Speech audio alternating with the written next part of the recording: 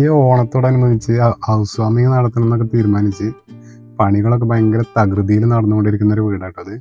ഈ വീട് കാണാൻ നല്ല ഭംഗിയില്ലേ? സാധാരണ കോൺക്രീറ്റ് വീടിനേക്കാൾ ഈ വീട് കുറച്ചുകൂടി ആകർഷണീയമാക്കാൻ വേണ്ടിയിട്ടുള്ള പ്രധാനപ്പെട്ട കാരണം എന്താണെന്നാണ് നിങ്ങൾ വിചാരിക്കുന്നത്? ഇതിൻ്റെ മുകളിൽ സെക്കൻഡറി ആയിട്ട് വന്നിട്ടുള്ള കുറേ റൂഫുകൾ ഉണ്ടല്ലോ, ഓട് ഉപയോഗിച്ച്. ആ റൂഫുകളാണ് ഈ വീടിനെ ഇത്ര ഭംഗിയാക്കിയതെന്നാണ് ഞങ്ങൾ അവകാശപ്പെടുക. കാരണം ഞങ്ങളുടെ ഉപജീവനമാർഗം റൂഫിംഗ് വർക്കാണല്ലോ. ഈ കോൺക്രീറ്റ് സ്ലാബിൻ്റെ മുകളിലൊക്കെ ഓട് കൊണ്ട് റൂഫിംഗ് ചെയ്യുമ്പോൾ എക്സ്റ്റീരിയർ ഭംഗി എന്നുള്ളതിൻ്റെ അപ്പുറം വേറെയും 1-2 ഗുണങ്ങളുണ്ട്. അതിൽ ഏറ്റവും പ്രധാനപ്പെട്ടത് നമ്മുടെ ഈ കോൺക്രീറ്റ് സ്ലാബിനെ സംരക്ഷിക്കാൻ കഴിയും എന്നുള്ളതാണ്. ലോങ് ലാസ്റ്റിംഗ് ആയിട്ട് നമ്മുടെ കോൺക്രീറ്റ് സ്ലാബിന് ഒരു പ്രൊട്ടക്ഷൻ കൊടുക്കാൻ വേണ്ടിയിട്ട് അഡീഷണൽ റൂഫുകൾക്ക് കഴിയും. കോൺക്രീറ്റ് സ്ലാബിനെ പ്രൊട്ടക്ട് ചെയ്യുന്നതോടൊപ്പം താഴെയുള്ള റൂമിനകത്ത് ചൂട് കുറയ്ക്കാൻ വേണ്ടിയിട്ടും ഈ റൂഫുകൾക്ക് കഴിയും. കാരണം വെയിൽ നേരിട്ട് സ്ലാബിലടിച്ച് സ്ലാബ് പതച്ച് അതിൻ്റെ ചൂട് താഴേക്ക് വരുന്ന പ്രശ്നമുണ്ടല്ലോ, അത് ഇങ്ങനെ റൂഫ് ചെയ്താൽ ഉണ്ടാവില്ല. ഈ ഓട് കൊണ്ട് റൂഫ് ചെയ്യുന്ന സമയത്ത് കുറച്ച് എക്സ്പീരിയൻസ് ഉള്ള ആളുകൾ ഈ റൂഫ് വർക്ക് ചെയ്തിട്ടില്ല വെച്ചാൽ ചില പണി കിട്ടും. അതുകൂടി ഓർമ്മപ്പെടുത്താൻ വേണ്ടിയിട്ടാണ് ഞങ്ങൾ ഈ വീഡിയോ ചെയ്യുന്നത്. ഇപ്പം ഈ റൂഫിൽ ഇത് വേറൊരു പാർട്ട് ചെയ്തൊരു വർക്കാണ്. ഇതിൻ്റെ ബീഡിംഗ് ഒക്കെ സാധാരണ പരമ്പരാഗതമായിട്ട് ചെയ്യുന്ന പോലെ ഒരു റെക്ടാങ്കുലർ ട്യൂബ് വെച്ച് സിമെൻറ്റ് വെച്ച് പാച്ചപ്പ് വർക്ക് ചെയ്ത് കംപ്ലീറ്റ് ചെയ്തൊരു വർക്കാണ്. പക്ഷേ ഇതിനകത്ത് വെള്ളം ലീക്ക് വന്ന് ഇതിൻ്റെ സീലിങ്ങോടൊക്കെ മൊത്തം പൂപ്പൽ പിടിക്കാൻ വേണ്ടിയിട്ട് തുടങ്ങി. അപ്പോൾ റീവർക്ക് ചെയ്യൽ മസ്റ്റ് ആയതുകൊണ്ട് ഞങ്ങൾ റീവർക്ക് ചെയ്യണം. അതെന്താ കാരണം വെച്ചാൽ, സാധാരണ നമ്മൾ ഈ ഓട് ട്രസ്സിലൊക്കെ ഓട് വെച്ച് കഴിഞ്ഞാൽ നമ്മളതിൻ്റെ ഫ്രണ്ട് ഭാഗത്ത് ഒരു ബീഡിങ് വയ്ക്കും. ഒരു 6 അല്ലെങ്കിൽ 5 റെക്ടാങ്കുലർ ട്യൂബ് ഉപയോഗിച്ച് ബീഡിങ് വയ്ക്കും. ആ ബീഡിങ്ങിലേക്ക് നമ്മൾ സിമെൻറ്റ് മണൽ ഉപയോഗിച്ച് തേച്ച് പിടിപ്പിച്ച് നിർത്തുകയാണല്ലോ ചെയ്യാറ്. അങ്ങനെ ചെയ്യുന്ന സമയത്ത് ഈ സിമെൻറ്റിൻ്റെയും മണലിൻ്റെയും ഈ കോൺട്രാക്ഷനും എക്സ്പാൻഷനൊക്കെ വ്യത്യാസമുണ്ടോ. വെയിലടിക്കുന്ന സമയത്ത് സിമെൻറ്റും കോൺക്രീറ്റും ആദ്യം വികസിക്കുകയും ഓട് പെട്ടെന്ന് വികസിക്കില്ല. അത് കാരണം ഈ ഓടും കോൺക്രീറ്റും തമ്മിലൊരു വിള്ളിച്ച വരും. ഈ വിള്ളിച്ചയിലൂടെ വെള്ളം കിനിഞ്ഞു വന്ന് നമ്മുടെ സീലിംഗ് ഓടിലേക്കൊക്കെ ഇറങ്ങി സീലിംഗ് ഓട് പൂപ്പൽ പിടിക്കും. കാരണം ഇതിൻ്റെ ഈ പാത്തി വരുന്നത് ക്രോസ് ആയിട്ടായിരിക്കുമല്ലോ. ഈ റൂഫിൻ്റെ ഒക്കെ പ്രത്യേകത എന്താ വെച്ചാൽ, മുൻഭാഗത്തേക്ക് ഒരു 3 അടിയോളം പ്രൊജക്റ്റ് ചെയ്ത് നിൽക്കുന്ന ഒരു പ്രത്യേകതരം ആർക്കിടെക്ചറൽ ഡിസൈൻ ആണല്ലോ.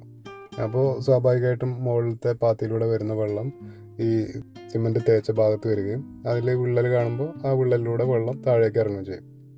ഈ പ്രശ്നം പരിഹരിക്കാൻ വേണ്ടിയിട്ട് ഞങ്ങൾ ചെയ്യുന്നൊരു പരിപാടി, ടാറ്റ ഗാൽവാനോയുടെ ഷീറ്റ് ഉണ്ടല്ലോ, ആ ഷീറ്റ് ഉപയോഗിച്ച് നമ്മൾ ഒരു കസ്റ്റമൈസ് ചെയ്തിട്ട് ഈ ഭാഗത്ത് വെക്കാൻ പാകത്തിന് ഒരു ബീഡിങ് ഉണ്ടാകും. ഈ ബീഡിങ്ങിനകത്ത് നമ്മുടെ സീലിങ്ങോടും അതേപോലെ റൂഫോടും വരുന്ന രീതിയിൽ റൂഫിൻ്റെ ഫ്രണ്ട് ഭാഗത്ത് വെക്കുന്ന റെക്ടാങ്കുലർ ട്യൂബിൽ വെൽഡ് ചെയ്ത് വെക്കും. അങ്ങനെ അത് വെൽഡ് ചെയ്ത് വെക്കുമ്പോൾ നമുക്ക് സ്വാഭാവികമായിട്ടും ഈ ഓടിൽ നിന്നും വരുന്ന വെള്ളം ഇതിൻ്റെ ഈ ഗട്ടറിലേക്ക് വീഴുകയും ഈ ഗട്ടർ വഴി വരുന്ന വെള്ളം നേരെ താഴെ നമ്മൾ PVC ഗട്ടർ വെച്ചിട്ടുണ്ടാവുമല്ലോ അതിലേക്ക് ചാടുകയും അങ്ങനെ നമുക്ക് താഴെയുള്ള ഈ റൂഫ് നനയുന്ന പ്രശ്നം പരിഹരിക്കാൻ വേണ്ടിയിട്ട് കഴിയും. നമ്മൾ ഈ പാത്തിക്ക് വേണ്ടിയിട്ട് ഉപയോഗിക്കുന്ന മെറ്റീരിയൽ ടാറ്റ ഗാൽവാനോ ആണ് കേട്ടോ. അപ്പോൾ ഈ ടാറ്റ ഗാൽവാനോയുടെ ഒരു പ്രത്യേകത, സാധാരണ ഇരുമ്പ് ഷീറ്റിൻ്റെയൊക്കെ ഒരു സ്വഭാവം ഉണ്ടല്ലോ, മഴ ഒരുപാട് നനഞ്ഞു കഴിഞ്ഞാൽ തുരുമ്പ് പിടിക്കും എന്നുള്ള പ്രശ്നം. അത് ഈ ഷീറ്റിനും വരും. പക്ഷേ നമ്മൾ ഇവിടെ സാധാരണ വയ്ക്കുന്ന റെക്ടാങ്കുലർ ട്യൂബ് ആണെങ്കിലും മഴ പെയ്ത് കഴിഞ്ഞാൽ തുരുമ്പ് പിടിക്കുമല്ലോ. അപ്പോൾ ഇതിന് പരിഹരിക്കാനുള്ളൊരു പോംവഴി എന്ന് പറയുന്നത് ഇടയ്ക്ക് മെയിൻറ്റെയിൻ ചെയ്യുക എന്നുള്ളതാണ്. ഒരു 5-6 വർഷം കൂടുമ്പോൾ ഒന്ന് നന്നായിട്ട് പേപ്പറിട്ട് പെയിൻ്റ് അടിക്കുക. അങ്ങനെ അത് മെയിൻറ്റെയിൻ ചെയ്ത് സംരക്ഷിച്ചാൽ ഒരുപാട് കാലം ലോങ് ലാസ്റ്റിംഗ് ആയിട്ട് നിൽക്കും. അല്ലെങ്കിൽ ചെറിയ തുരുമ്പൊക്കെ പിടിക്കാൻ സാധ്യതയുണ്ട്.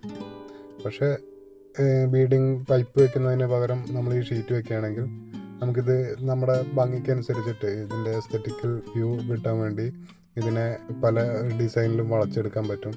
അങ്ങനെ നമുക്ക് കസ്റ്റമൈസ് ചെയ്ത് നല്ല ഭംഗിയിൽ ഇത് നിർത്താൻ വേണ്ടിയിട്ട് പറ്റും. അതോടൊപ്പം തന്നെ നമ്മുടെ ഈ പ്രധാനപ്പെട്ട ഒരു പ്രശ്നം, പ്ലാസ്റ്ററിങ് കൊണ്ട് വെള്ളം താഴേക്ക് ലീക്ക് വന്ന് സീലിങ്ങോട് കേടുവരിക എന്നുള്ള പ്രശ്നം പരിഹരിക്കാൻ വേണ്ടിയിട്ടും നമുക്ക് ഇത് 100% സക്സസ് ആയിട്ട് ചെയ്യാൻ പറ്റുന്നൊരു രീതിയാണ്. നമ്മുടെ ഓരോരുത്തരുടെയും ഒരു ലൈഫ് ടൈം അച്ചീവ്മെൻ്റ് ആവുമല്ലോ ഓരോ വീടെന്ന് പറയുന്നത്. അതിനുവേണ്ടി നമ്മൾ ഒരുപാട് സ്വപ്നം കണ്ടിട്ടുണ്ടാവും, ഒരുപാട് പ്രയാസപ്പെട്ടിട്ടുണ്ടാവും.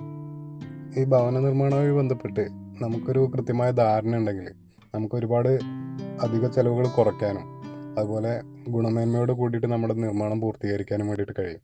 ഈ ഭവന നിർമ്മാണ മേഖലയുമായി ബന്ധപ്പെട്ട് കഴിഞ്ഞൊരു 10-20 വർഷത്തെ ഞങ്ങളുടെ എക്സ്പീരിയൻസുകൾ നിങ്ങളുമായി പങ്കുവയ്ക്കുന്നതിന് വേണ്ടിയിട്ട് ഞങ്ങൾ ആരംഭിച്ചിട്ടുള്ള ഞങ്ങളുടെ YouTube channel industrial works A to Z എന്ന യൂട്യൂബ് ചാനലും അതുപോലെ പ്രതീക്ഷ എടത്തനാട്ടുകര എന്ന ഫേസ്ബുക്ക് പേജും ഇൻസ്റ്റാഗ്രാം ഐഡിയും സപ്പോർട്ട് ചെയ്ത് ഫോളോ ചെയ്ത് കൂടെ ഉണ്ടാവുകയാണെങ്കിൽ നിങ്ങൾക്ക് തീർച്ചയായിട്ടും ഞങ്ങളുടെ ഓരോ വീഡിയോയും ഉപകാരപ്പെടുമെന്ന് ഞങ്ങൾ വിശ്വസിക്കുന്നു. കൂടെ ഉണ്ടാകണമെന്ന് വളരെ സ്നേഹത്തോടെ അഭ്യർത്ഥിക്കുന്നു.